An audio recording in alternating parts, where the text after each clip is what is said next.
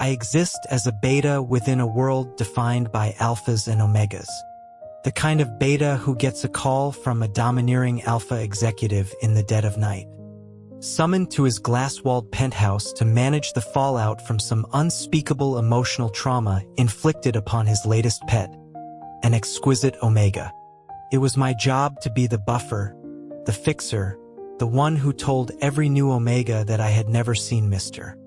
Keller bring anyone home before, that this one was special. As anticipated, the young omega would blush, a delicate smile gracing his lips. This time, however, the canary was a bit different. He flung the platinum card from Grant Keller onto the marble floor as if it were a personal affront, declaring that he didn't want the money. Love, then, was what he wanted. Grant's patience frayed. He informed the boy that if money wasn't the objective, then the door was right there. Tears instantly welled in the omega's wide eyes. He choked out that he was pregnant. And just like that, a bomb went off. I began to methodically pack my briefcase, ears tuned to the unfolding drama. The prospect of fatherhood brought Grant no joy. His chiseled face became a mask of thunderous displeasure. He couldn't believe the little canary, who he'd been so careful with, had managed to conceive. The omega looked up, utterly shattered, and asked Grant if he had a heart. He carried Grant's temporary mark, a constant reminder of their bond. Who else could he possibly have been with? Grant cut him off, his voice like ice.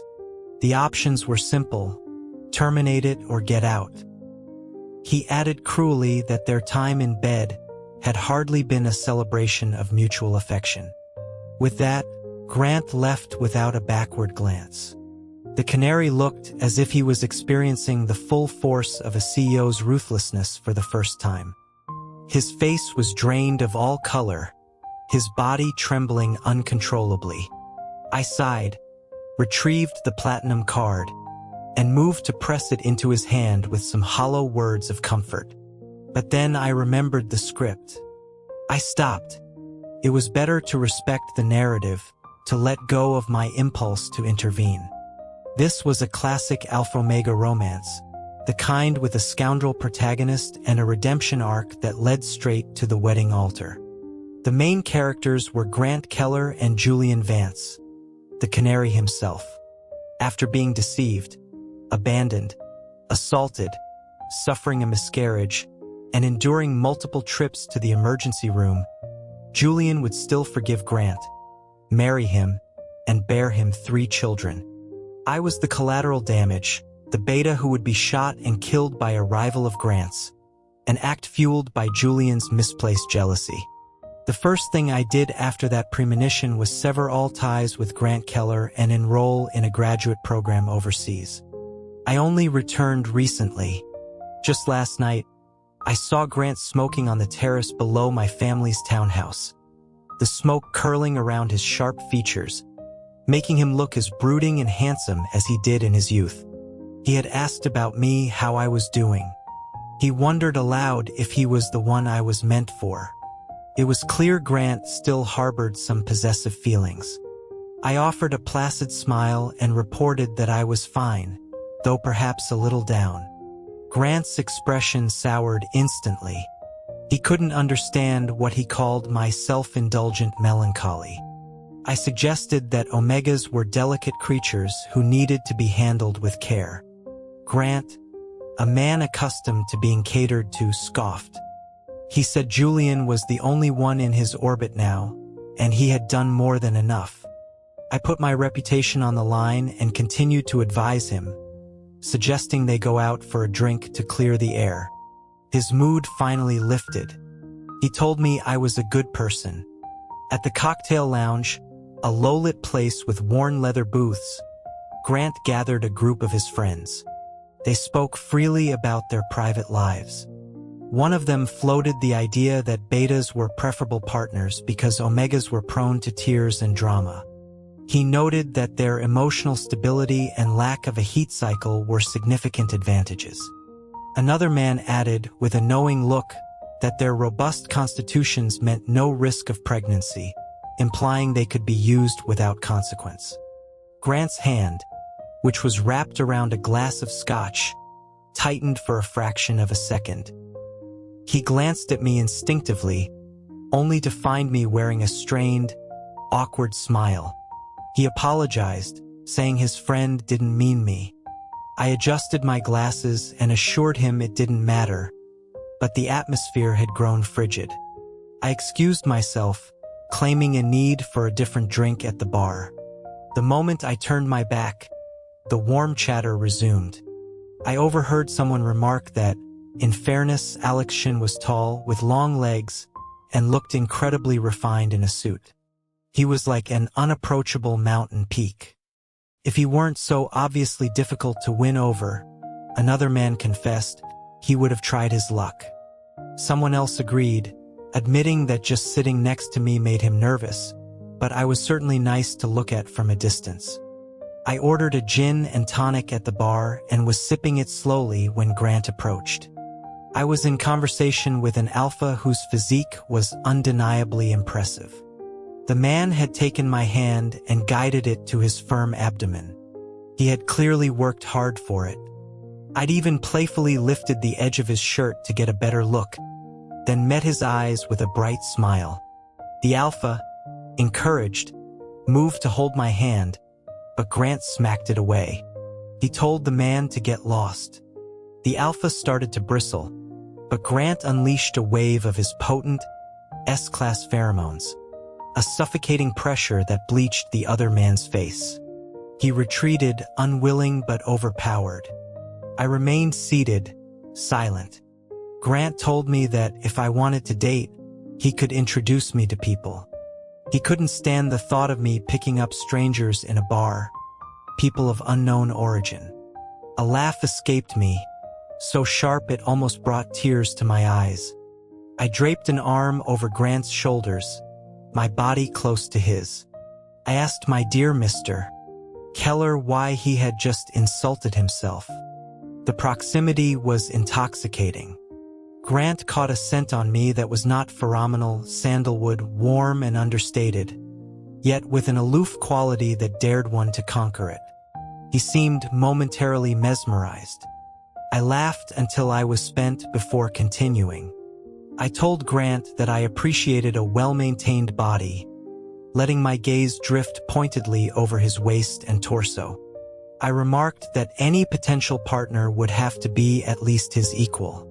Even as I spoke, I knew from practicing in the mirror that the corners of my eyes were tinged with a cool, crimson allure that was both distant and deeply tempting. I was confident Grant would take the bait. His grip on his glass became bone white, and his other hand shot out, seizing my waist and pulling me flush against him.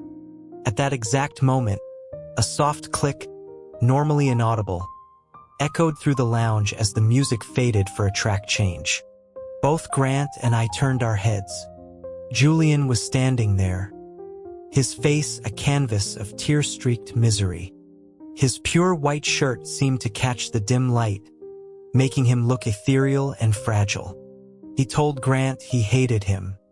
His eyes, full of disappointment and agony, were locked on us. He stumbled back and fled the lounge. I gave Grant's waist a firm push, telling him to hurry and chase after his mess. Julian's pheromones were unstable. It wouldn't be good if he attracted the wrong kind of attention. Grant snapped out of his trance and rushed out after him. Once they were gone, my interest in the evening vanished. Without a word to Grant's friends, I left and went home.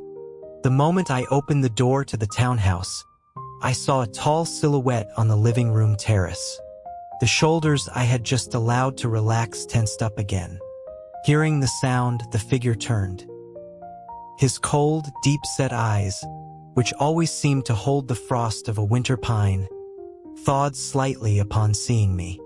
Still, I felt the phantom sting of invisible ice darts, sharp and unnerving. I had no idea how I had offended him this time. I was so startled I forgot to take off my shoes, standing ramrod straight with my hands pressed to my sides. I greeted my brother. Caleb Shin regarded me for 2 long seconds before responding with a low, quiet affirmation. His voice was steeped in the night, slightly hoarse. I waited, but he said nothing more, so I bent down to change my shoes. I asked him why he was still awake. Caleb raised a glass of water to his lips but didn't answer. I informed him that I was going to my room. He gently set the glass down on the marble console. The clink was crisp and loud in the nocturnal silence. He stated that he had no intention of prying into my private life, but advised me to remember to cleanse myself of another alpha's pheromones before coming home next time. A hot rush of blood flooded my face. Private life. Alpha pheromones. What was Caleb implying? Taking a deep breath, I turned back with a smile, explaining that I'd had a couple of drinks with Grant Keller, and perhaps that was the source. Caleb replied that he wasn't interested. He turned and ascended the secondary staircase, his back rigid.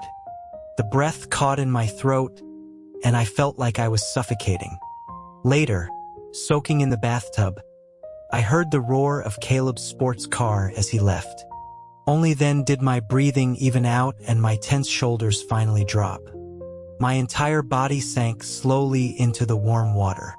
Caleb and I were half-brothers, rivals for the family empire.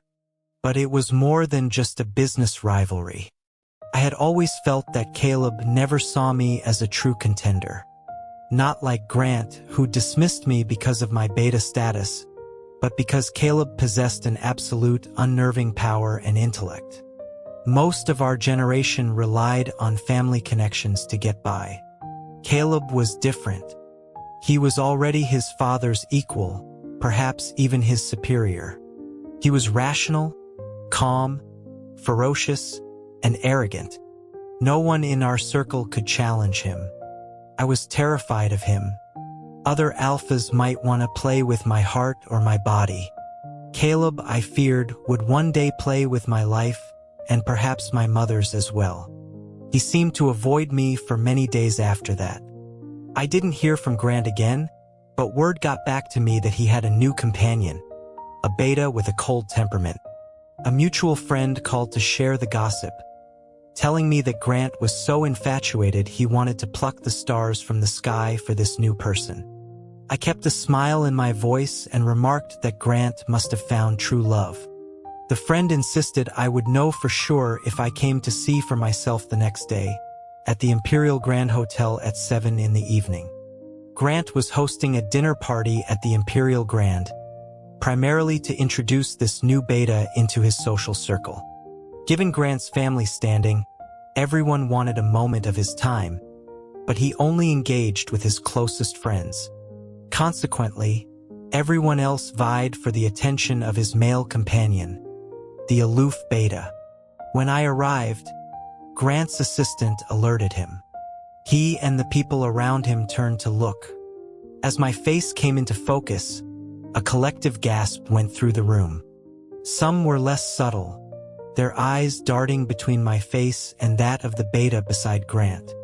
Grant himself, who likely hadn't known I was coming, instinctively moved to shield the other man from my view. He asked why I was there.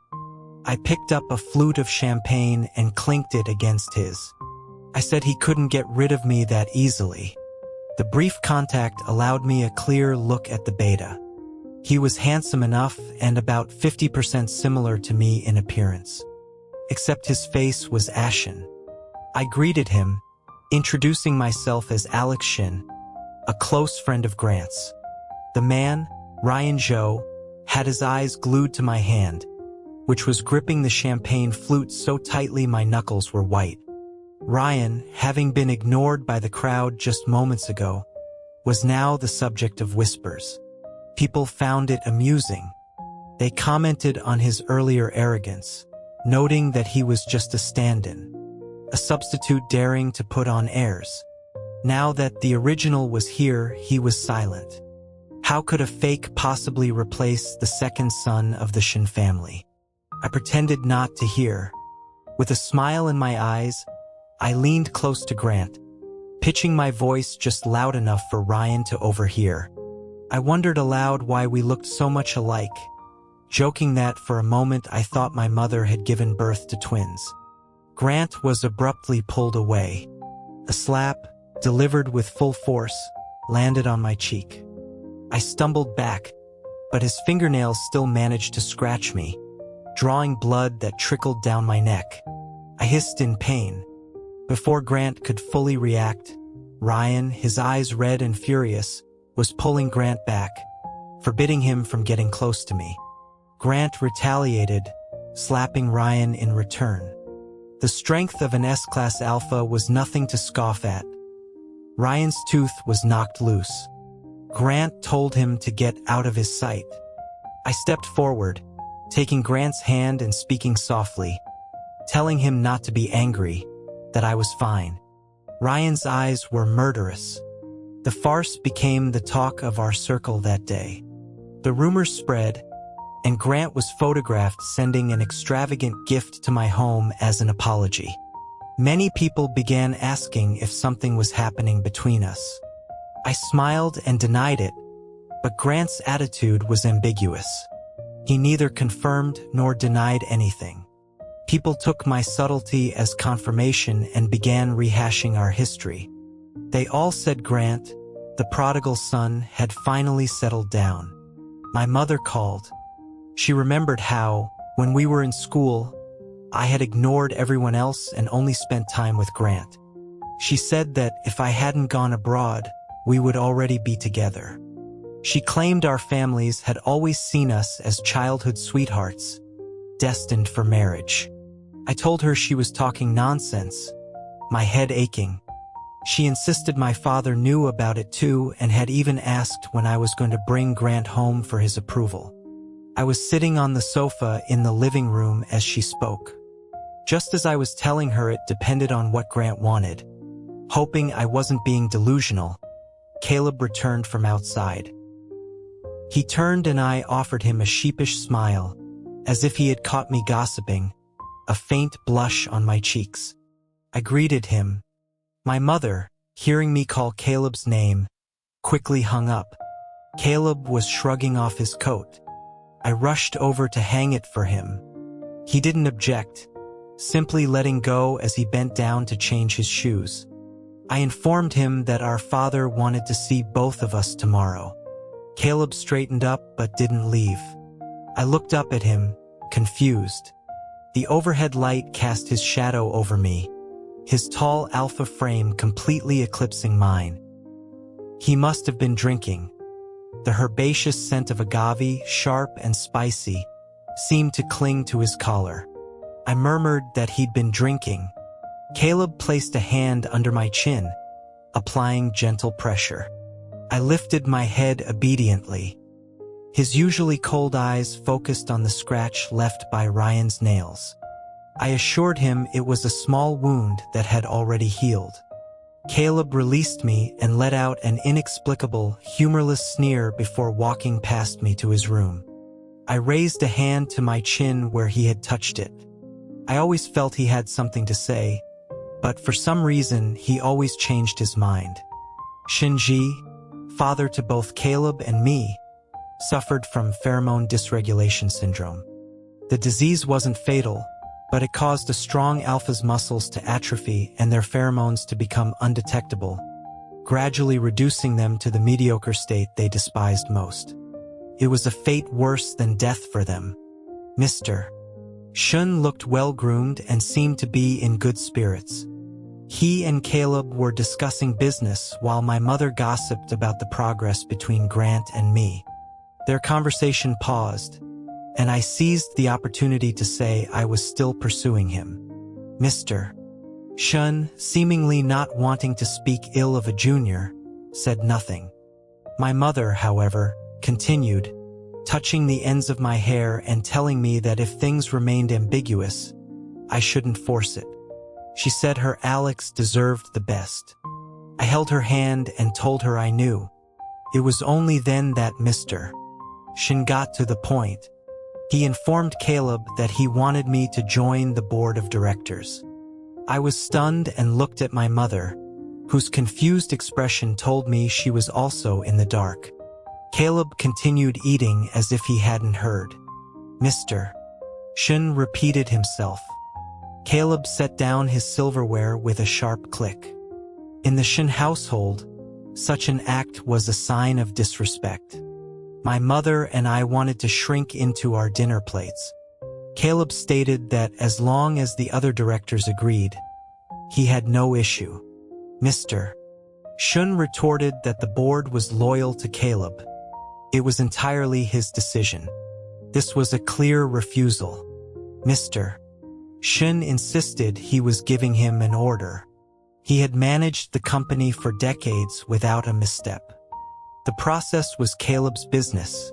He only cared about the result. Caleb maintained that the corporation had its charter. Mr. Shun's voice turned to steel. He reminded Caleb that he wasn't dead yet. Caleb didn't argue further, but his gaze did not waver. My mother tried to smooth things over. I kicked her under the table. Intervening was a terrible idea. Speaking against the proposal would offend our father, but siding with it would offend Caleb, which was equally dangerous. But my mother was a warrior. She said that I was still young and should be allowed to enjoy life for a few more years. She was essentially saying I had no desire for power. Mr. Shun's cold, merciless eyes immediately fell on me. I had no choice but to speak. I told him I couldn't handle it, that I was still a kid. He countered that I was 21, the same age Caleb was when he had already established himself in the company. I argued that my brother was exceptionally talented and I couldn't compare. But I couldn't completely dismiss our father's wishes. I told him that I had actually interviewed at our company's research institute and had just received an offer letter yesterday. My mother finally caught on. She chimed in that I loved research and knew nothing about management or finance. She said working under Caleb's oversight, I wouldn't starve. The conversation finally ended. After leaving our father's study, Caleb got into his car and started to drive away. I ran over and pulled open the passenger door. I told him that I didn't know what our father was going to say today and that he shouldn't be angry. I swore that I got into the institute through the proper channels and wouldn't reveal my identity or cause him any trouble. Caleb's anger still lingered. He had his assistant, Jackson, pry my hand from the door and drove off. I stood there, my eyes red, until his car disappeared from view, my performance of humility perfectly executed. Jackson patted my shoulder comfortingly and offered to call me a cab. Before I could answer, a voice interrupted. It was Grant. His expression was a little unnatural. My gaze shifted slightly downward. Grant quickly let go of the Omega he was holding. A flash of sadness crossed my face, but I quickly masked it with a gentle smile. I complimented his beautiful new boyfriend. The Omega's initially hostile look softened into shyness. Grant coughed to cover his awkwardness and asked what my father had said to me.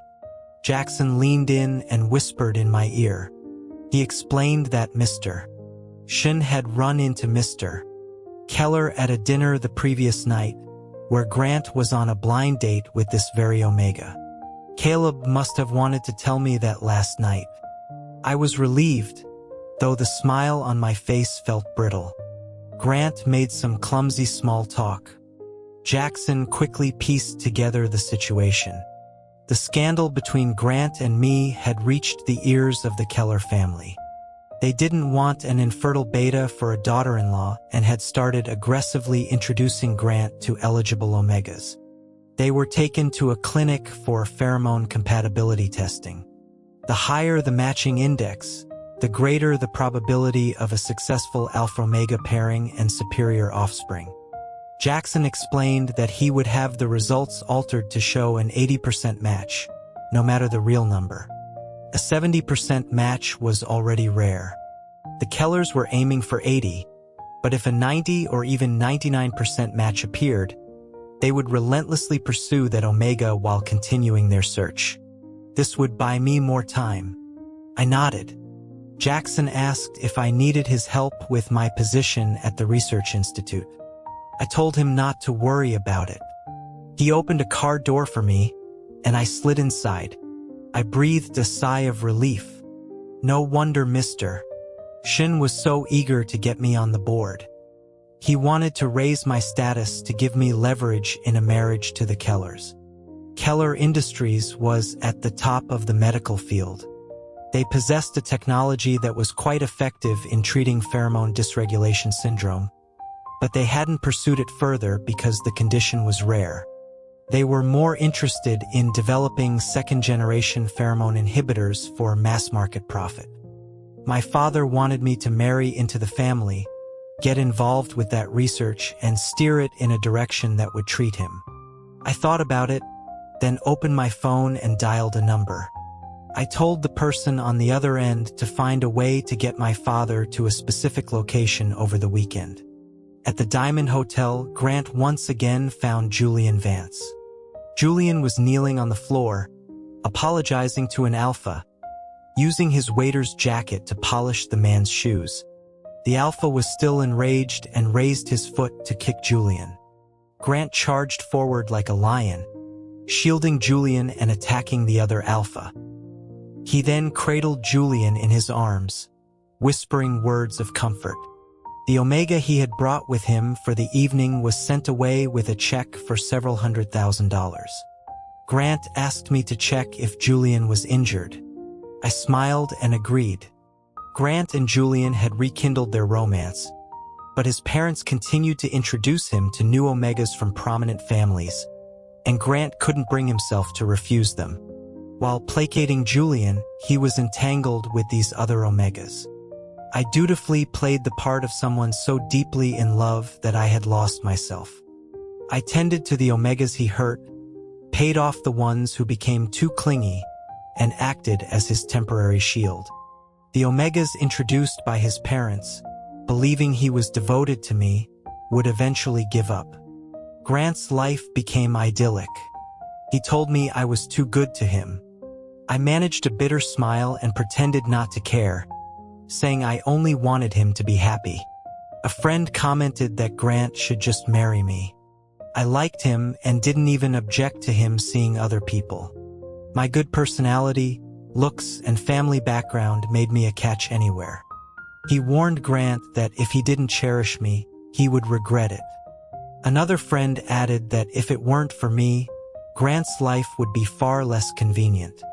Listening to this, Grant began spending more and more time with me, the affection in his eyes growing daily. But his affair with Julian, which he had hidden from his family, was eventually discovered. Julian became despondent, and both families put immense pressure on Grant. The man who had been so carefree was now tormented. My kindness became his only solace. Mrs. Keller and Julian even tried to have someone assault me, but they failed. I tearfully told Grant I wouldn't press charges because of him, and his love for me reached its zenith. He called me, his voice still raw from an argument with his family, and swore he would marry me. I comforted him over the phone, telling him I believed him. He rambled on, and I grew impatient. I put on a robe and went downstairs for a drink. The refrigerator was stocked with things Caleb liked, but nothing for me. I randomly grabbed a can of lychee soda, opened it, and took a few sips. I couldn't listen to Grant anymore, so I interrupted, my voice as gentle as water. I told him I knew, that I loved him, and that I would wait for him. Satisfied, Grant hung up. I closed the refrigerator door and caught a glimpse of Caleb standing in the doorway out of the corner of my eye. I didn't know how long he'd been there. I jumped. I told him I hadn't realized he was home. Caleb's voice sounded weary in the small pantry. The room felt even more cramped with his presence. I grew inexplicably nervous. I asked what he wanted to drink, offering to get it for him. He walked straight in, and I took 2 steps back to make space. Caleb seemed to have just showered. He smelled of water vapor and iris-scented shower gel. I could see the dampness between his sharp jawline and Adam's apple under the refrigerator light. I looked for an escape route, but my eyes accidentally fell on the flushed, red gland on his neck. It was his sensitive period. No wonder the house was practically empty of servants. Alphas and omegas in this state were best kept away from others. It's why doctors and nurses were predominantly beta. But shouldn't this period be like a potent aphrodisiac for them? Caleb was acting completely normal, not even wearing a barrier patch. If I were an omega, I could have sued him for harassment. Lost in thought, I didn't notice him reach for the soda in my hand. I snatched it back, telling him I had already drunk from that can. He took it from me and tossed it into the trash can by the door. I was stunned, my hand still gripping his, forgotten. Caleb's skin was searing hot through the thin silk of his pajamas. My mind went blank. I mumbled his name. He turned his head, his eyes hidden beneath long lashes. He placed his slender hand over mine on his arm and said that taking something without asking was stealing. He asked if I was using this can of soda to bait him. A wave of embarrassment washed over me. I apologized, my eyes downcast. Caleb brushed my hand away. Overnight, I filled the pantry and all the refrigerators with lychee soda. I also gathered inhibitors, fever reducers, barrier patches, and prepared healthy, nutritious meals. I brewed teas to soothe the mind and calm the spirit. I even contacted 3 omegas who were willing to offer themselves to Caleb. Of course, he didn't know about that last part, but it was better to be prepared. An alpha's territorial instincts are heightened during their sensitive period. As the only beta in the house, I was afraid Caleb wouldn't even leave his bedroom for 2 days. I had to get up every night to check his temperature and clean his room during the day. I asked him if he wanted a sedative, noting he hadn't slept in 2 nights. He had just taken a cold shower and stood by the floor-to-ceiling window wearing only a towel, pouring ice water for himself. Water dripped from his hair, tracing a path down his back and waist. He refused the sedative and asked for another inhibitor. I took the glass he passed me. It was so cold I nearly dropped it. I told him the inhibitor would take effect soon and that he shouldn't drink so much ice water while he still had a fever. The muscles of his back and waist were smooth and powerful, the result of years of disciplined training. His body was taut. An omega would probably be on their knees. His gland was inflamed. A sudden curiosity struck me. I asked him what his pheromones smelled like. Caleb turned his head. The edges of his eyes were red with the lust and torment of his sensitive period. A dark storm seemed to be brewing in their depths. He told me their scent was oud and leather. The day after his sensitive period ended, I received my official offer from the research institute. Caleb was buttoning his suit jacket. I stood on my toes, reached my hands around his neck, and helped him with his tie. After I finished, I looked at him with clear, admiring eyes and thanked him. Almost everyone at the institute was an academic fanatic who hated being bothered with anything unrelated to research. The director, Dr. Sun, accidentally learned that I had been a professor's assistant for a long time and began taking me with him to academic exchanges and project discussions. Coincidentally, Caleb was also scheduled for a business trip to California. Jackson hadn't arranged for a familiar assistant. The one they sent was a bit of a klutz, straight out of a cheesy romance novel. She either messed up the files Caleb needed or spilled coffee on him. She couldn't even remember where basic supplies were kept. Faced with Caleb's increasingly grim expression, she would just sob softly and apologize, saying she didn't mean it. No one else at the institute dared to intervene. I had no choice but to step forward with my own blanket. Caleb sat in his chair, his black suit and the original blanket soaked with coffee. I bent down and offered mine, explaining that I had just picked it up from the dry cleaners and hadn't used it yet. Caleb's murderous gaze finally shifted from the assistant as his hand, with its sharp knuckles, accepted my offering. The assistant, jolted back to reality, scrambled to help Caleb clean up. In California, this assistant treated me like a savior, asking for my help with every little thing. Yet, she still managed to serve Caleb a dish containing cilantro, the one food he despised most. I nearly fainted from the stress. I managed to swap his plate for a steak before he noticed, but it was too late. Caleb dismissed her before we even returned to New York. Before a new assistant could arrive, Dr.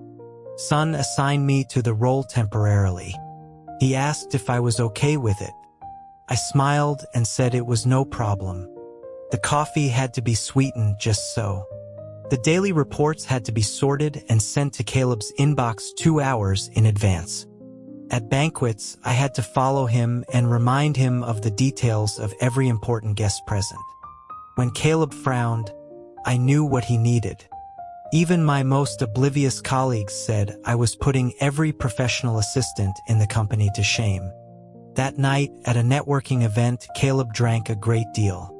I brought hangover soup to his hotel room.